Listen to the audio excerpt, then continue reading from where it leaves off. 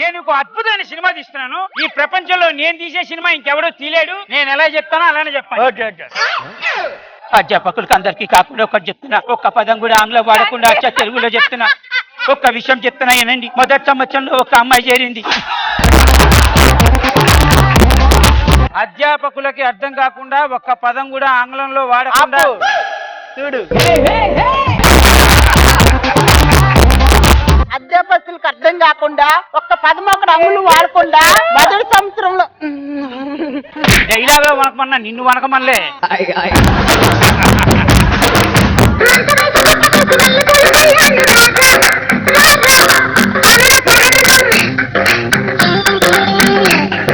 Simple గా చెప్పాలంటే నా వయసు 35 సంవత్సరాలండి. ఇంకో మాట చెప్పు.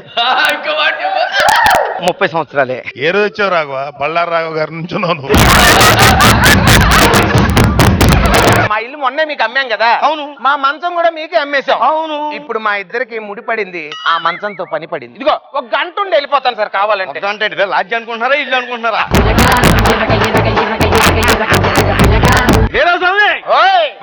గంట అయిపోయింది అప్పుడే. గంట అన్నావు కదా. ఏం లేదు సార్, ఇప్పుడు గంట అన్న తర్వాత లోపలికి వెళ్ళాం కదా. అవును. ముందు ముచ్చట్లు ఉంటాయి, ఆ తర్వాత తనకున్న సిగ్గుని చంపేయాలి, తర్వాత బిర్యానీ మటర్ చేసేయాలి, ఆ తర్వాత దూరాన్ని దగ్గర చేయాలి, ఆ తర్వాత సిగ్గు మొగ్గలేయాలి, ఆ తర్వాత మాలో ప్రేమ పులకరించాలి, ఆ తర్వాత నువ్వు 4 మంచి మాటలు చెప్పి తన మనసు గెలుచుకొని. చిటుకలు బాగా వేస్తున్నావు కానీ మేమేం చేయాలి ఇక్కడ కూర్చుని? రమ్మంటున్నా రణరంగంలో సిద్ధంగున్నా రాబోరేబో తేలాలిపుడే నువ్వా నేనా అంటూ సాగే నువ్వెంతున్నావురా? నరేష్ కోసం ఎగబడతారా అంతమంది దగ్గర ఎందుకు అప్పులు చేయటం? మొన్న మనం సల్మాన్ ఖాన్ గారి కొత్త సినిమా దబాంగ్ దబాంగ్ దబాంగ్ కి మ్యూజిక్ చేసి పంపించాం కదా. ఏమన్నారు? ఆయన మీలో జింకని చూసుకుంటున్నారు. చోళ దేశం పైన దండెత్తడానికి సైనికుల్ని పంపమన్నాను, ఏమైంది? వర్షం పడినది, పిచ్చు తడిచినది, యుద్ధం రద్దయినది. చెరొక పాయింట్ తీసుకొని వచ్చి తిని ప్రభు. మీ బుర్రకు కాస్త పదును పెట్టండి. ఒక్క నిమిషం ప్రభు. ఆటలు తెగ తిరుగుతున్నాయిగా. ఆ పక్కన కూర్చున్న వారు ఎవరు? డి సామ్రాజ్యపు యువరాజు మ్మ్. మన ఆహ్వానాన్ని మన్నించి ఇక్కడికి వచ్చారు. మన్నించడం ఏముంది ప్రభు, మనీ వస్తుంది కదా.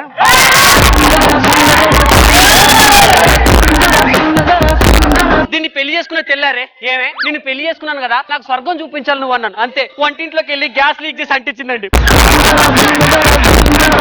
చచ్చిపోతున్నాయిగా స్వర్గమైన నరకమైన కనబడేది. మంచి పని చేసావు, మంచి పని చేసావు. కోలమ్మ గళ్ళ కోకే కాకెత్తు కెళ్ళ కాకెత్తు కెళ్ళ కాకెత్తు కెళ్ళ కాకెత్తు కెళ్ళ. నిజంగానే నా కొంగు కాకెత్తుకెళ్తున్నట్టుంది. ఇంట్లోకి వెళ్ళి అన్నం తీసుకురా. ఎవరైనా కాకులకు పిండం పెడతారు, నేనేంటే రోజు అన్నం వండి పెట్టాల్సి వస్తా ఉంది. ఎవరైనా తడిగుడ్డతో గొంతుకొస్తారు, నాకేమో మా నాన్న ఈ మసిగుడ్డతో గొంతుకొస్తాడు. మీ ఈటీవీలో